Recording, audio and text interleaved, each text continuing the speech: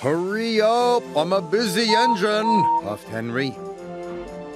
Goods arrived night and day at the docks. Sometimes Henry and the other engines worked so hard that their axles ached.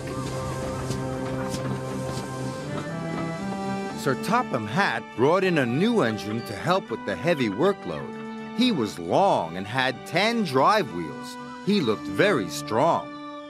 This is Murdoch. He's going to be pulling freight on the main line. Ahoy, matey! Shouted Salty. Welcome, Murdoch, called Harvey.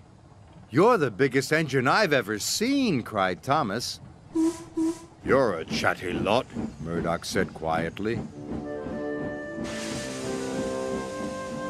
Soon Murdoch was coupled to a long, long line of heavy freight cars.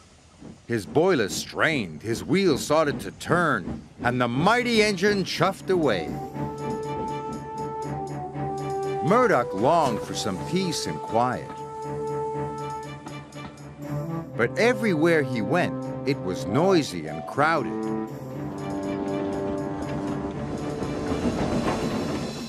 At the end of the day, Murdoch was looking forward to a good night's rest. But Salty and Harvey were full of questions. What's the longest train you've ever pulled? Have you ever worked Marseille? Have you ever crashed? Please, I want some peace and quiet, and I don't want to share a shed with chatterboxes.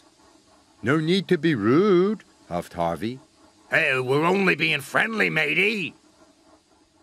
The next morning, Murdoch collected another long, heavy train.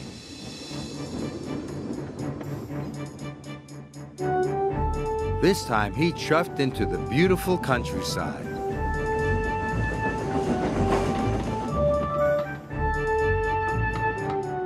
It was splendid. At last, he had some peace and quiet.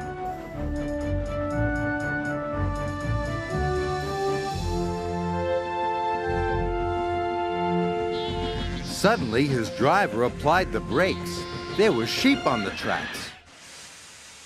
The sheep escaped from that field, said the driver, through that broken fence. The driver and the fireman tried to chase the sheep back. First this way,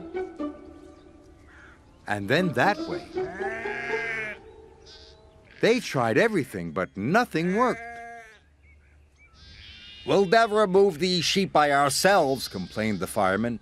I'll go and phone for help, sighed the driver. Murdoch was very unhappy. The noisy sheep were spoiling his peace and quiet. Sir Topham Hatt was enjoying afternoon tea when he got the call. Sheep? He exclaimed loudly. I'll send Toby with the farmer immediately. The sheep were becoming noisier and noisier.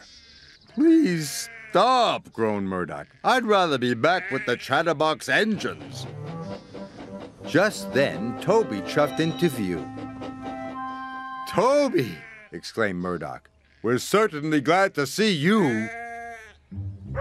Before long, the farmer and his dog went to work. And the sheep were soon safely in their field.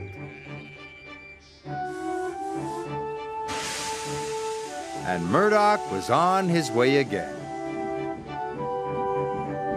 Thanks, Toby.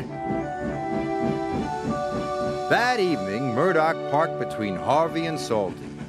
But Murdoch spoke first. I'm sorry that I was cross, he chuffed. I'm very pleased to share a shed with you. And we're very pleased to have your company, said Harvey. Aye, we are, added Salty. It reminds me of a story. Murdoch smiled. The sound of ba-ba would have kept him awake, but a salty story would send him happily to sleep.